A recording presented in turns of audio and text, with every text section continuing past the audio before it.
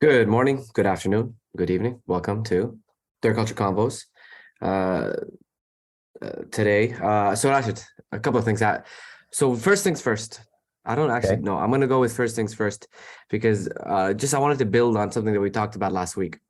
Hmm. So after I spoke to you last week, I listened to a interview because apparently Netanyahu produced has a book, right? And it's a book. It's called My Life, I think, or something. And I listened to an interview that he did about it, and they were like, it was like, the interviewer was like coming from a place of ignorance and trying to ask him about like history and stuff, and Hmm. like, what's up with Israel? Like, all right, yo, what's the deal? Like, it's kind of funny. Like, yo, what's this Israel Palace? What's going on? And the things it was really hard to listen to because it felt like gaslighting. Like it felt Okay. like I felt like what? So like he probably reiterated like 100 times that the Arabs had this land and they took it from the Jews, and that they did nothing for it, and it was a dump and it was a wasteland, and there were no people there, and Israel built and built and built, and they left the place as a dump, and the Arabs didn't do anything and stuff. And this stands in total at odds with like everything that I know about like Hmm. Palestine and about like and but he was like fully like this, like I don't think there was an increment of doubt in his mind. And last week we had talked about how there was a change, like it seemed like there was a changing narrative. And Hmm. in all my years, and in all my years, I had never heard, like I've heard this, like I've heard the claim, like a land with no people for a people with no land. Like I've heard that being the slogan of like Zionism and like coming into to Israel, but I had never like heard it like that, like Right. before. And I wanted to like just get your thoughts on, like I wanted to like talk to you about that because I didn't, it was like I was really hard because I was like, oh man, it's like telling me that there's no people there, and I'm like, what the there were, like he's fully just saying, ah man, there's nobody there, man, like what do you want me to do? And like not at any point was he either asked or talk about the open air prison that is uh that Gaza. they, yeah, like not at once was he asked about that, and I don't know if that's like off the table and they're not allowed to ask about that, Hmm. but which, because that would also go fly into the face of their like their their story, I think, because like they're like, I don't know why the Palestinians are so upset, like literally that's the talk. And it took me back to like university days when we would go to these like Israeli Palestinian, like or not Israeli Palestinian talks, but like a talks Palestinian talks. And do you remember when the like certain groups would come and like just hassle people at these events, Yeah, and it would like, yeah, completely degenerate into like, yeah, like it yeah, was like no. hard to go to these things because like they would just come and it would turn into like them like heckling, um Yeah. and it was just shit. Like it was just shit. And it just reminded me of that. It like brought back those like memories of like, what? Like how can you, like you're I'm saying the sky is blue, and you're saying that the sky is like purple or Hmm. green or black, and you're telling me, yeah, yeah, it's black. And I go, man, what are you talking about? I can see it with my own two eyes right here. And you're like, no, no, no, yeah, yeah, it's black. And like, and then it begins to make you feel like you're crazy. Yeah. So what do you like? So I mean, What am I missing here? it's not a young narrative. Um, it was, from what I understand, a narrative that was developed by political Zionism. The original Zionist thinkers didn't really use that slogan. It wasn't a thing that they used. So if you're going to go back to like Theodore Herzl, for example, like the Yeah, godfather essentially of Zionism, yeah, it wasn't a terminology he used. And on top of that, a lot of the original works that was being published by original Zionists was not about developing a physical homeland for the Jewish people in ancient Israel slash Palestine. It was more of a spiritual homeland where it's like we want more rights or more accessibility to the holy sites in and around Jerusalem, for example. yeah. But things morphed when politics got involved and the Zionist groups were more involved politically speaking with the British and all that kind of stuff, and negotiating for territory and mandate Palestine after the fall of the Ottoman Empire. And it morphed into what we know it as today, where these slogans, a land without a people for a people without a land type of thing. And the narrative started to morph out of that. That, yeah, they did nothing with the land. It was sparsely populated. But okay, question: is this true or is it false? Historically, no, it's not true. Yes, that's not true. Then why there's no way it is true. He calls it and that's what's driving me crazy. That's what's making me go am I nuts? You know, and even if this is the case, now it's the truth. In 2022 is the first time you say this. So in 2012 you didn't say this. In 2019 this was the truth. But if you go back in Netanyahu's history of things that he said, this isn't something new that he said. Various prime ministers throughout the history of Israel have said that. Golda Meir was the most popular one, that she said that there's no Palestinian people. And she said this way back in the 60s. Yeah, I know, and they say this, and there probably would be nothing more frustrating and nothing more violent is when you like totally negate a people's existence. Do you remember the Canadian guy Izzy Asper? He's the one who started City TV. He's a media mogul in Canada for years, and he passed away many years ago. I remember he gave an interview once on CTV, I think it was, or was it the CBC? I can't remember, but this is many years ago. This is like late 90s, I would say. And they were talking about this issue, and because he was very much a supporter of the it's not, sorry, my video won't restart. Sorry. Okay, forget. All right. It just died and I can't get it to start going again.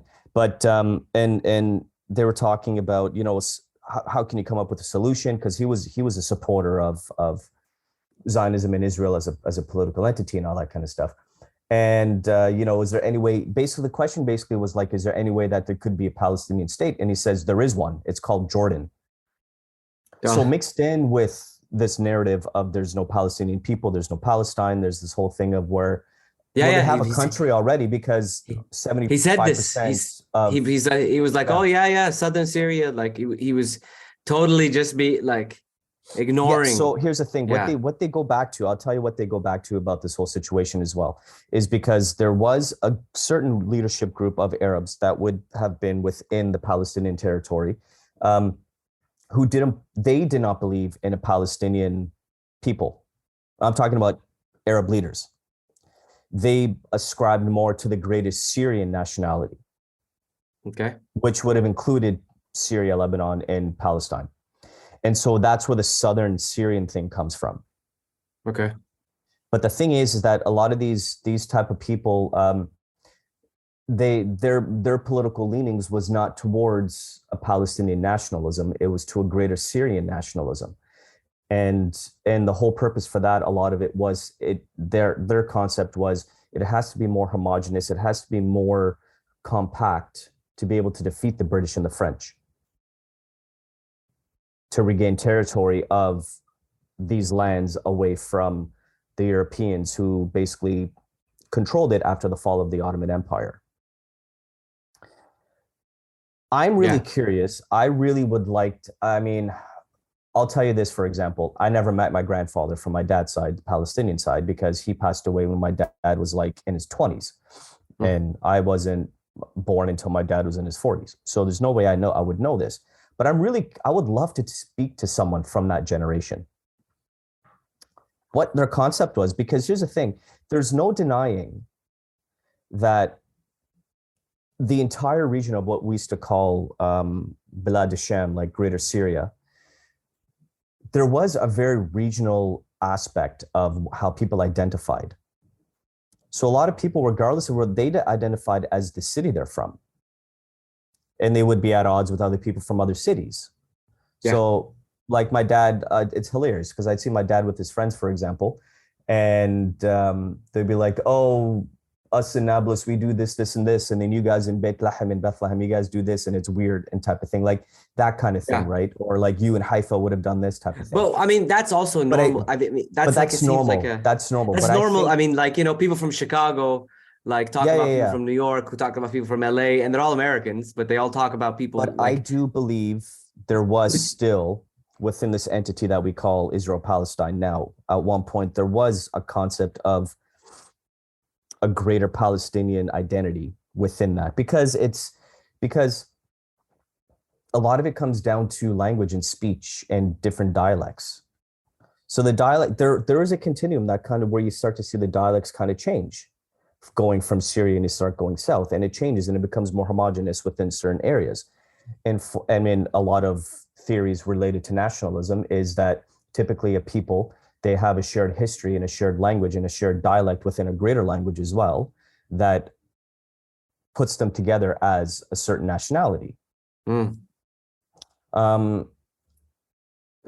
It gets complicated as well, because then even like villages tend to speak the same at times. So, but generally like, so speaking, this there's is a difference. If you hear a Palestinian speak, there's a difference than if you hear a Lebanese or a Syrian person speak.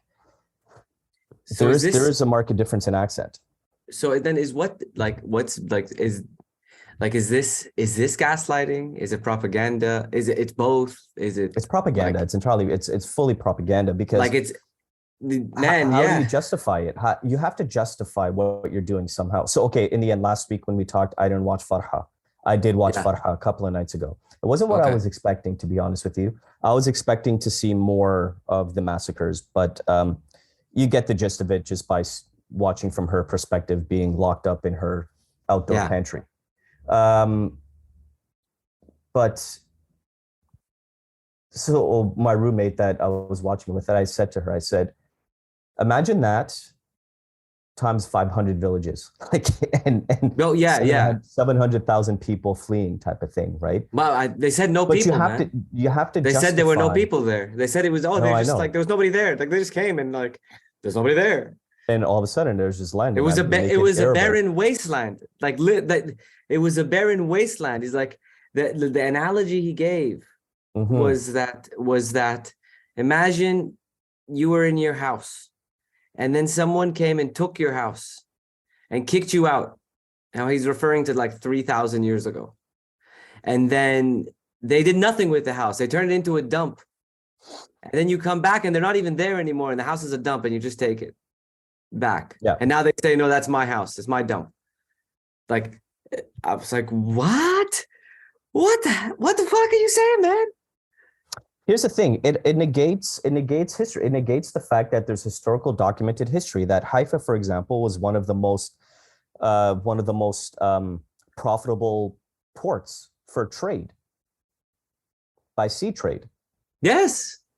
It negates the fact that Gaza was like one of the biggest exports of like Mediterranean type fish, for example. Why would the British? Like, there are things that existed that Why would the British place a mandate over a wasteland where there was nobody there? Why would the Ottomans rule over a wasteland where there was nobody there? Why would like it doesn't follow, like, even like it's like easy to poke holes in, but it's propaganda, and like it just makes you like go, you're like, oh, I see why there's no peace, there's no talks, there's no like process, because you're not listening to each other. One guy's probably like, you're not on the same, like, I want to say you're not on the same wavelength. You're not on this, like, you're not using waves. Like no, you're not, like, it's not that you're like on a different point of the wavelength and then you can come together because you're still on a wave. Like, one is denying the existence of waves. Yeah. Like, one is using smoke signals and the other one's using text message. Yeah. Like, it's so stupid.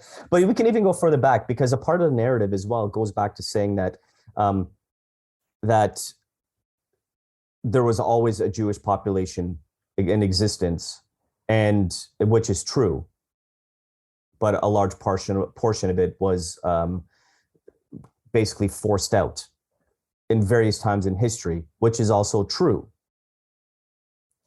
But there's been theories that I've read recently where they're saying that this supposed mass emigration of the Jewish population from historical Palestine wasn't as large as they make it sound to be. Well, And that and a large portion of the large Jewish population that ended up being in Europe was actually due to conversion. And well, I that, mean that's exactly what I'm with you, because like that yeah, was the questions that came into my head as I was listening. I was like, right. okay, first off, did all the Jew, like every Jew in the land left? And I go like, I don't know, man, I don't know, like because like A lot of them there converted. Remember, and a lot of Christians and Jewish people converted to Islam at some point so so there's because of that politics, possibility. They didn't leave, because but of they converted. political Yes. preference. Well, or one of the other, like one reason, or they Yeah. remained as small communities within those things, because like a lot, like when you find Jewish communities in Yemen and this, like these were communities that kind of moved down and that there, and also this is like this is the land, this is the old world, man. This is trade. Like the entire old Oh, world is trade. absolutely. There's no So borders. everywhere there was everybody, especially if you were on a trade route, and like Palestine is in on a trade route, right? Like there's the Yeah, yeah. Silk Road curves down into Arabia, And it down had to the Gulf. Yeah, various cities that were major trade cities for certain industries. It was yeah. a So you'll thing. see communities like, I mean, like from Jeddah. Jeddah is a hodgepodge of the remnants of communities of communities that were traders. So you'll see Hmm. like Indian, Pakistani, Uzbeki, and like, and there's not, it's not even called because these weren't the terms that were used to describe them before. Like it was Right. easier to tie a person to his city and be like, you're from Delhi, you're Delhi, you're Mm, Bukhari, you're from Bukhara, mm, you're Sindhi, you're from Sindh, right? hmm. Like that all made sense. And so then with this like narrative, it kind of I feel like it just like it doesn't, like it only ties, all Jewish movement is a forced movement, and not Hmm. like I mean, let's say we call it like a natural movement tied to trade and tied to like Right. or other reasons. Like there are more than just being forced to leave and to move. Yes. Um, but again, and I don't want to justify anything, but at the same time, when you consider how the country of Israel was developed, I only see this as being a natural progression in justifying its existence. Because if you're a country that's built out of violence and war, you have to continue to justify that violence and war. Yeah, Um, yeah. In admitting any of the like in admitting the any wrongdoing or any of that as exactly. wrongdoing, However, I'll and say this much. it removes your legit, like you're like, oh shit, you have nothing left to stand on once you No, do that, right? no. So remember last week I mentioned that there was those two documentaries on Israeli television that I was really surprised that they're actually doing this. And so one is they interviewed Irgun and Haganah militia fighters at the time who basically committed the Deir Yassin massacre. And then there's another one, and that one was called, I can't remember what that one's called. And there's another one called Tarantula. And that one they talk about others is militia groups for a different massacre. And I can't remember which massacre it was that they did. And one of the guys, so most of them were not really showing any type of remorse. But there was one who I was surprised showed remorse because he's like, we had to do what we did. We had to go and massacre people. We had no choice but to do it because we were told to do so. This goes back to like, the same type of narrative that Nazi soldiers would say at the time and say, I was just following orders. But Yeah, this one guy said, which surprised me, because at first he seemed to be very in accordance with what happened and how they did it. Then he's like, the interview basically asked the question. So like, it was along the lines of like, do you regret what you did, or like something along the lines of like how society is now in Israel. And he's like, we made a huge mistake. Which is like, what do you mean? He said, we raised our kids wrong. We went and we committed these massacres. We never told them what the cost was when we were raising our kids. He essentially was saying that we just continued to allow this society of aggression and violence to continue, coming from a standpoint of we have to protect ourselves. because we're surrounded by enemies. He said that we never as a society put it into perspective as to what happened and why it happened and how not to do it again. So there were some people who were involved in these massacres throughout history, that at some point do have some kind of awakening and realization to say, shit, we screwed up. But now there's no turning back. He's like, there's no turning back now. There's nothing we can do about it now. It's just been continued generation after generation of this aggressive behavior, because especially when you have a society that has forced mandatory military service and that is very violent, it's going to continue begetting this violent, and like the aggressive problem type of I'm with you, man. Personality. And the problem, even I think like there are states that have this like forced military, like you got to be a part of it, and then but it's like, not as really violent. Well, yeah, there's not like, I mean, even like Korea has it, like South Korea has like everyone has to join the military because they're in an active like conflict with North Korea. And even though many of them don't, I think most people actually don't see combat. It's not an active combat type of thing. No. And you know, like even in the Israeli military, it's like, you know, it's not like everyone is a foot soldier. Not everyone becomes a foot soldier, right? Like no, a lot of them are administrative people. Yeah, they work in comms, they work in this, like they work in different parts of the thing, like you know, I mean, I've met like Israelis, and I'm like, man, how are you gonna go? How are you gonna go to the military? Like before, like you're so like, I don't know if you're gonna be cut out for this, man. like you know what I'm really curious about is how they decide who goes where. How do they place you? If you're going to be an IDF soldier who's actually placed in the West Bank and you have to go in and shoot people and do the house raids that they do, you have to be of a certain mentality to do that. Not everyone is cut out to do that. I imagine when you come in an entry, like there is like a lot of testing. There's a personality, there's a profile. Yeah, I imagine like that's like, you know, in a like and probably very efficient and very like way, like a really like smart way about like going, okay, all right, we have this guy here, this guy, oh yeah, this guy's a foot soldier 100%. Like what are your results on they're like like there's a lot of companies operating out of Israel that are like the leaders in secret surveillance. Oh yeah. No, they know they know what everybody's doing, right? Like it's what's so terrifying, I think, about the future. I mean, in a lot of ways, is because there's more and more movement towards this type of surveillance, and surveillance usually means, and especially like, I mean, as an example, if you're not on board, then you express like discontent in or like that's like the nicest way to say what you can express. There's one that's fully in operation in a, I can't remember which Chinese city it is. China, what's scary is that, and it takes away your social credits. It's a horrible world. It's like dystopian. It's there's no like freedom of thought. There's no like you can think what you want. You just can't say anything. And then when you do that, you end up with a society where everybody's lying. And then when everybody's lying, this is the breakdown. That's literally what led to like major, like the end of societies, right? Like Nazism was when everybody just agreed to like shut the fuck up about everything, you know, like they're like, okay, no, we can't really say this, like we can't really address this, we can't really talk about this. And because if we do express an opinion counter to the state's narrative, in this case it was Nazism, and then you're shunned, you're removed from society, you're removed from your job, you're economically hit. And even though it takes a lot of courage to do that, not like that's the barrier that you create. You create a world where people like it's not truth that like prevails. It's not like justice that prevails. It's conformity that prevails, and conformity to the standard narrative, no matter how just or unjust that narrative is. And so obedience is the highest, obedience to the state is the highest moral value. And that's actually what was driving me nuts about this interview with Netanyahu, was that he was calling this a moral argument. And I go, man, wow, you found moral ground to stand on?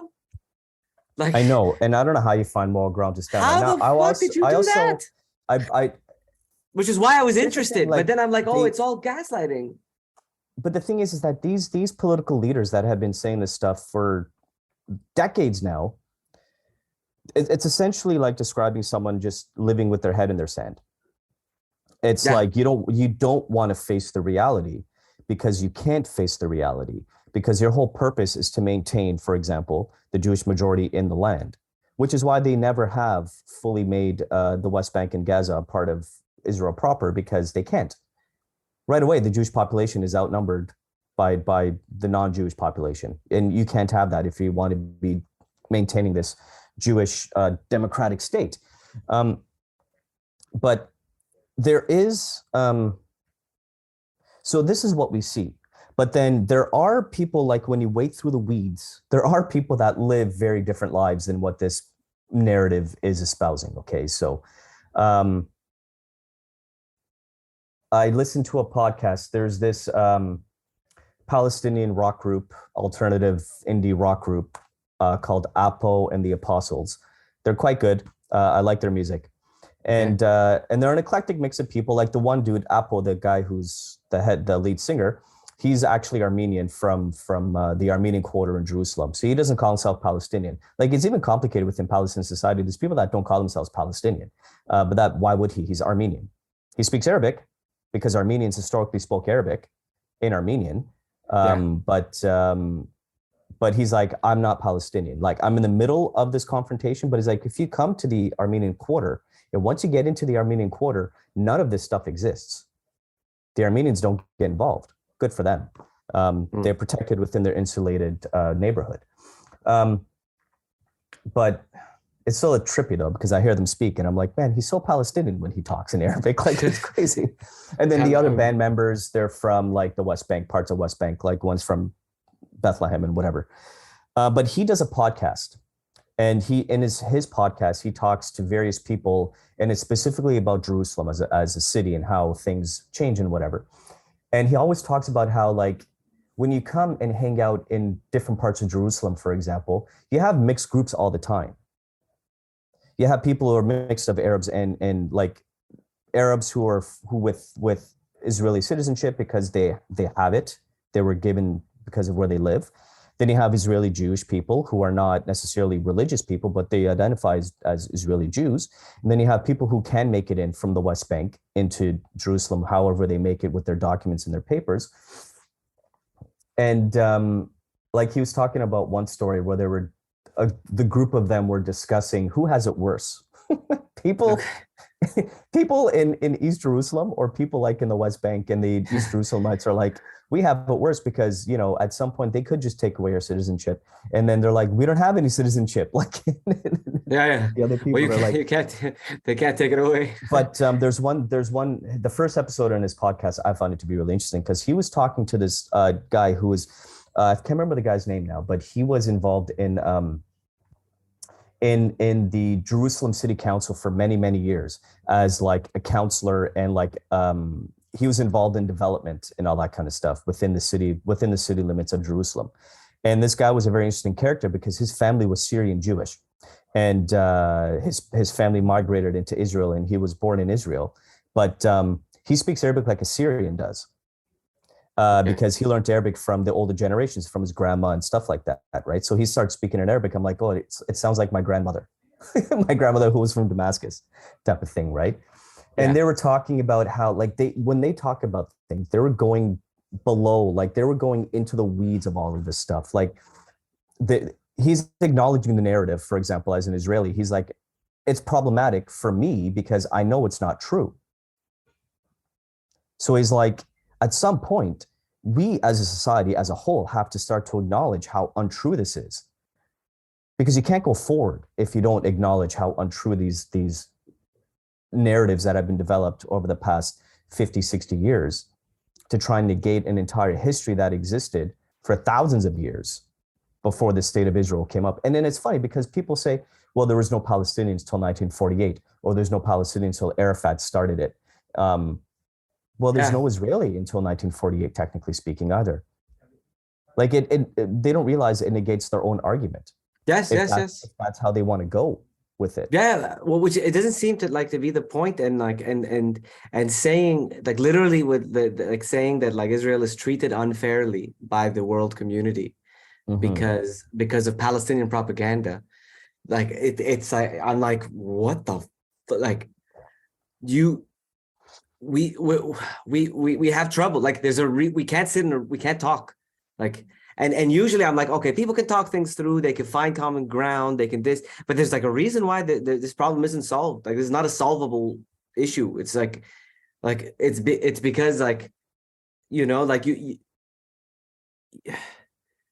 I like honestly think it could have I been don't know if it's solved back. malicious. Is it on purpose, or is it Oh, like natural? absolutely. Like because it's yes, it's on purpose, right? Like, or is it natural? Like where it's like, okay, I have to defend my own existence, and in order to do so, because I also imagine that even within Israeli society, right? Like, I mean, even like Netanyahu, I think was he right or left? I don't know, but like a lot of the talk Believe that it he or gives not, is about how nowadays, special he is in terms of doing what he mm, did. Like, and like when he, whenever like a leader's like, yeah, well, how like I did it, like I pulled through left, right, center. I've been in politics. I've been in the game for so long, and nobody beat mm, me. It sounds a lot like a rap track. yeah, Like it sounds a lot like self-aggrandizing, and I imagine that within Israeli society there's plenty of people, right? And there are, right? I imagine plenty of people that are like that call bullshit, right? Like they're like there are but lots, yeah, lots and yeah. lots. But then even when like when there's votes, and then you enter to the same like the problem that you have almost like in a lot of the like democratic world, like democratic world in I'm putting this in bunny quotes, Quotations. in quotations, is that like a lot of the leadership has been like kind of taken over by capital interests, and a big part of that move is to remove the like the will to vote, right? Mm, Like you just make it so that people either you like gerrymander, or you remove the will to vote entirely by like, yeah, nothing's gonna change, nothing's gonna like like it's not gonna happen, like and so then you end up with like voter turnouts that are like garbage, like that, like you might as well, like what's the point of this, like mm. what's the point of all this, um and leaves people feeling totally like they have, and then and dealing with the consequences of these actions, right? Like whether it be like healthcare shit, education shit, Yeah. you don't see a way out of it, right? Like and like you don't even see a way like going into politics to fix it, right? Because you're like, oh, this all sucks, Mhm. and it seems like that like So, demoralizing like now, it's people, what's strange right? is what now it like you said, for example, like what is Netanyahu even like? Is he a right? Is he central? Like what is it? Based on how politics have been going in recent years in Israel, it's funny. He's more central. He's more of a centrist, I would Okay. say, leaning Well, towards the right side more.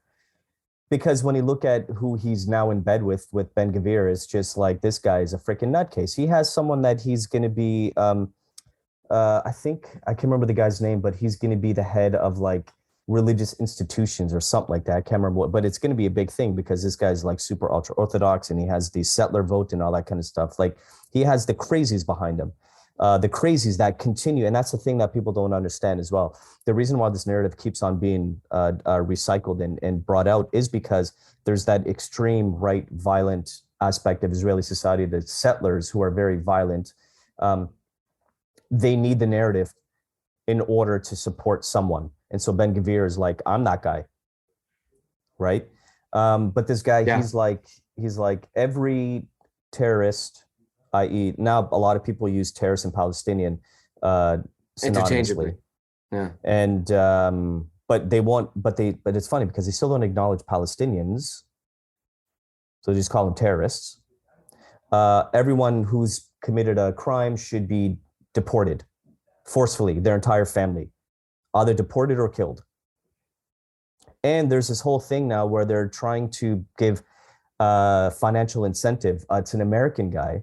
I can't remember his name, but he's like, he's developing a fund to pay people who are non-Jewish to leave and they'll pay for their move.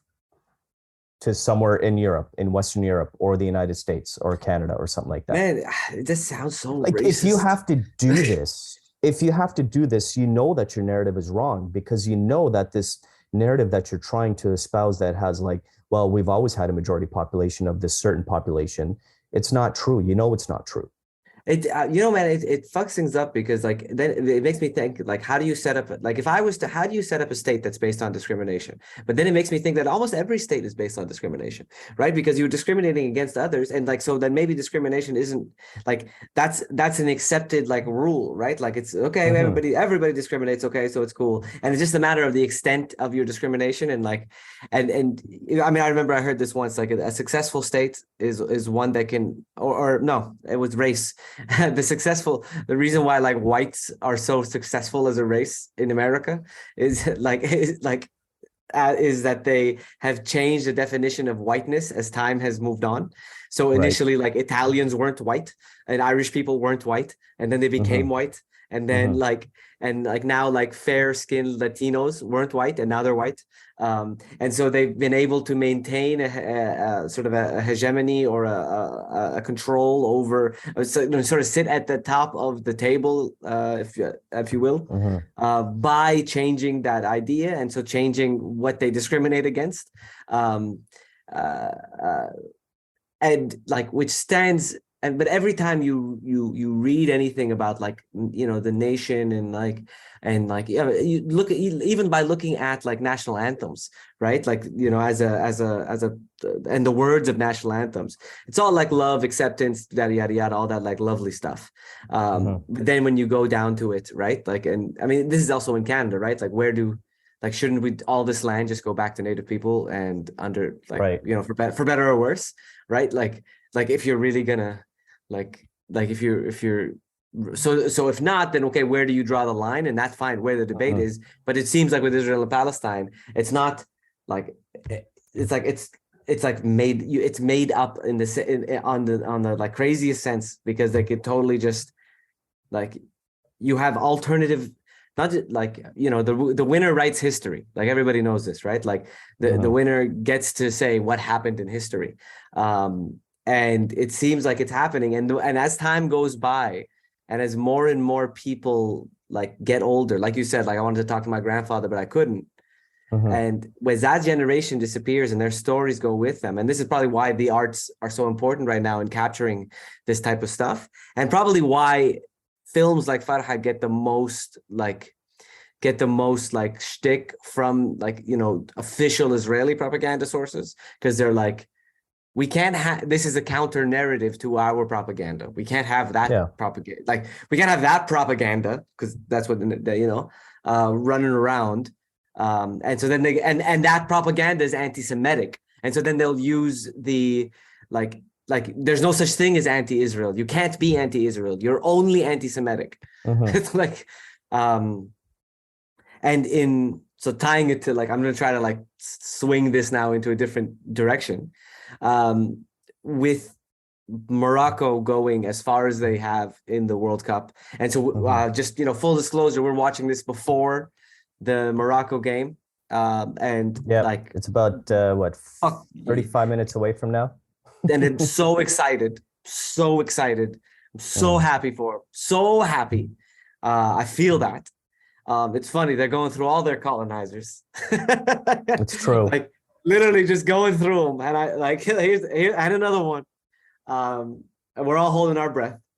But what it has done, and I imagine even the people that have visited Qatar for the World Cup, when they've noticed like that, like with there's always a Palestinian flag, right? Like flying, like there's always repping Palestine, and in the Arab world, like Palestine is our like even if it doesn't translate onto like state level for like more than one reason, for the people it's like, this is us, like that's us over there, right? Like that's easily us.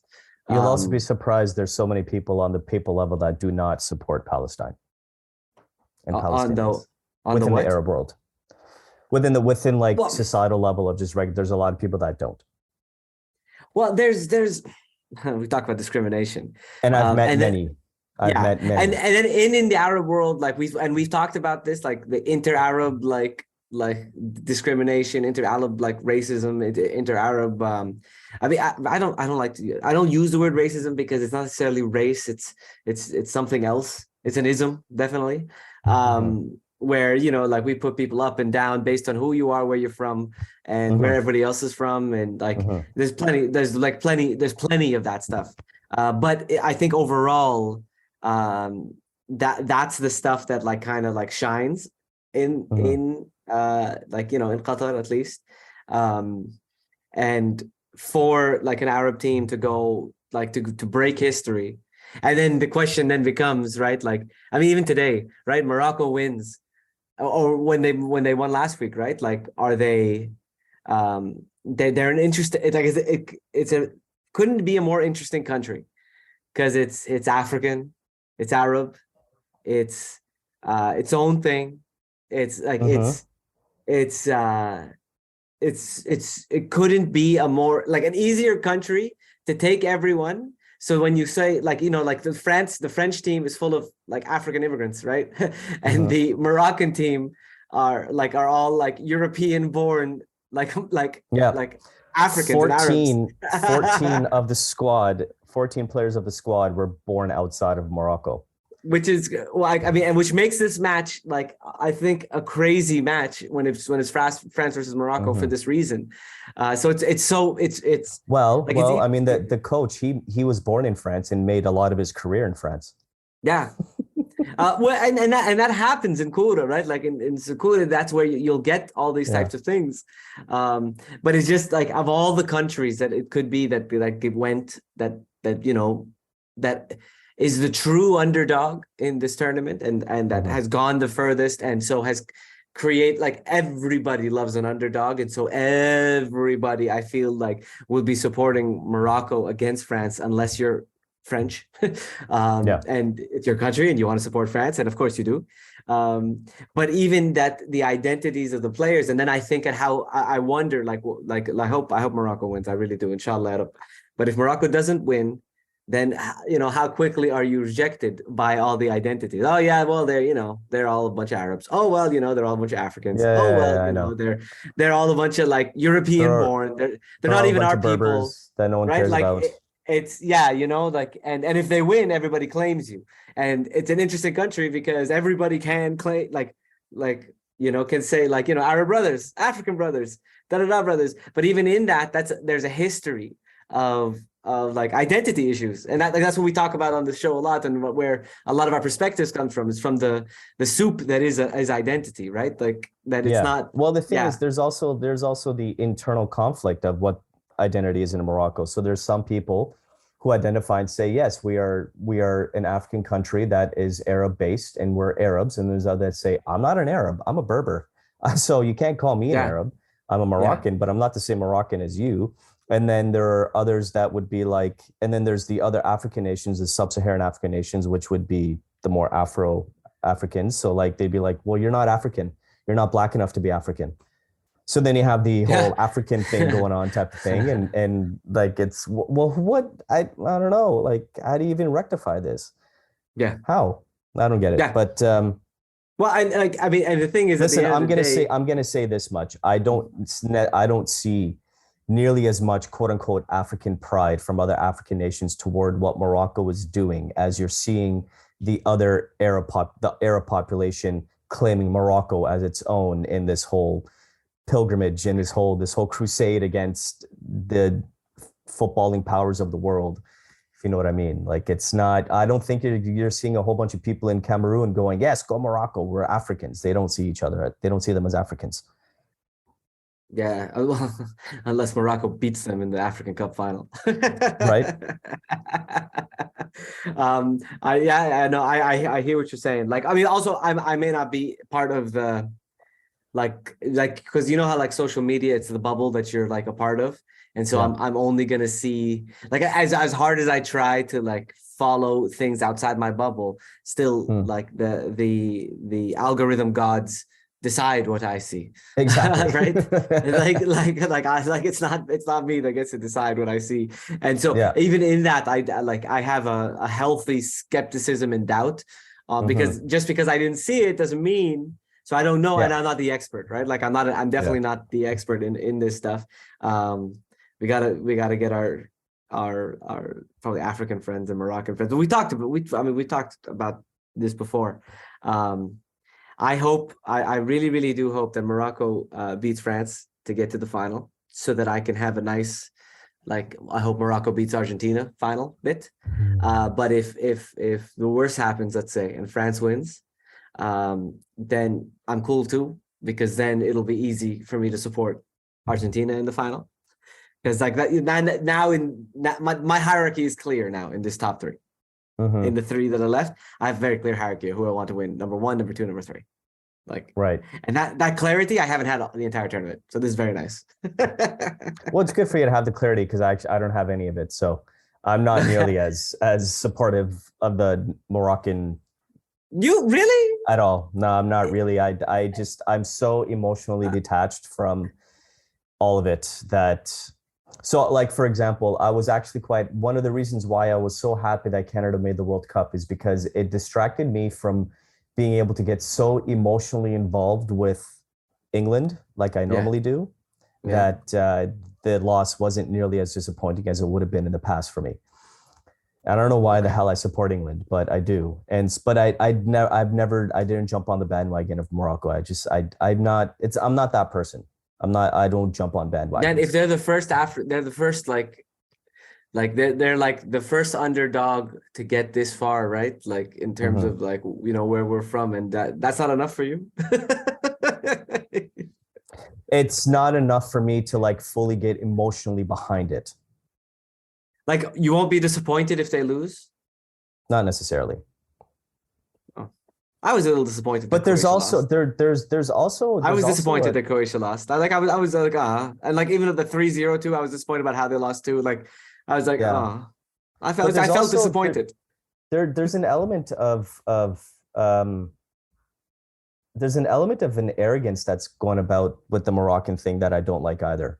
I think that's a part of it. What do you mean? A lot, and it was towards Canadians, and I've read and seen videos of Moroccan supporters amongst Canadian supporters during that match, and they were being complete dicks to Canadians, and I'm like, fuck you. Okay, I see where it's coming from then. Okay. You know what I mean? Like, fuck you. I think I would like to support you. I would like to support you and all, but you know what? Fuck you. You just fucked it up. I'm scorned. Yeah. I feel hurt. Fair enough, man. I'm going to say good for them. I mean, they were ranked 22nd coming into this tournament, and as far as they're going through now, they're going to definitely be in the top 10 after with all the points they gain for the FIFA rankings. So I'm like, that's great. I know we have to wrap this up soon, but maybe we're probably going to save this for another episode, because we need to continue this with MJ as well. Yeah. A point that I want to leave us with regarding this. Well, 2 points that I want to leave us with regarding what we just talked about. So the Moroccan thing. One thing we have to consider is that there's only 3 players on the squad who play in the domestic league in Morocco. Everyone else plays somewhere in Europe, and some play in Saudi. Now, there's a problem with that, because the thought that I want to leave with is development within the country, because one of the reasons why they lost the 2026 bid is because FIFA was worried about the infrastructure they have in place for stadiums and for development of local talent. No, that's what they said. So that's what they said.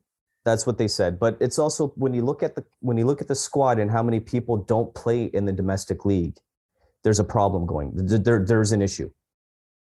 So they have to do something to improve their domestic league. 1, 2. Back to Israel-Palestine. One of the justifications that's been used for a long time is because when the concept of nation state started developing in Europe, okay, a lot of which came from the French side of things, there were various ways to deal with the nation state would be. A lot of countries went along the lines of saying that if you're within the borders of this state that's developed, and if you're not from the majority population, if you're a minority, we'll put in safeguards and rights to protect the minority populations, So a country like that would be like France and Germany and that kind of stuff, right? Because, you know, you create a country that's not necessarily homogenous, so we have to protect minority populations. But there's other countries like Latvia and Lithuania, for example, and this is what Israel falls back on. And there's this argument's been made a lot. You're not Latvian or Lithuanian in citizenship unless you're Latvian or Lithuanian ethnically. So the Israeli model took that and said, instead of it being an ethnic thing, they switched it to be a religious ethnicity. So like a religious, like, but there is an ethnicity as being Jewish as well. Like that's very complicated. But in this situation, is specifically religion, like your religion, what makes you Jewish or not, type of thing. Yeah. And so that's how oftentimes it's been justified to say, look, you have European countries that are doing something very similar. That if you can't trace your roots back as a Latvian or Lithuanian, you're not getting citizenship there. Yeah. So that's I just want to point that out. We're gonna talk about that some more next time. I disagree with why Morocco didn't get the World Cup. I agree with the result of what you said. Yes, like the development and all that stuff. Yes, I'm with you. But man, Sepp Blatter gave that to South Africa, man, because they gave him the presidency. Like that was the like deal. Like, oh, you want the presidency? Yeah, and I'll give you the World Cup. Okay, done. High five. Yeah. Like, no, I'm talking about their 2026 bid, the one that's going to be for Canada, US, and Mexico. Oh, you're talking about that one? Okay. Yeah, because Morocco was in the bidding for that one, and they didn't get it in the end, and it came down to infrastructure issues. Well, or maybe, but even they don't want another FBI investigation, man. yeah, but even still, when you consider the fact, it's like, oh, hold on a second, we're going to be hitting 3 markets that are right beside each other. Hell yeah, give it to North America. Why the hell wouldn't we do that? Yeah, man. These guys know how to put on a show, man. Absolutely. Okay, well, we're gonna stop here. Thanks. Because we have 25 minutes to the football match. We got a game to go get ready for. Myself. Yeah. Thanks everybody. Thanks for coming. Thanks for tuning in. Your boy Majid is not feeling so well, which is why he's been missing. And so lots of salamat to him. Inshallah, he feels better. Inshallah. Yalla. We'll talk to y'all later. Bye guys.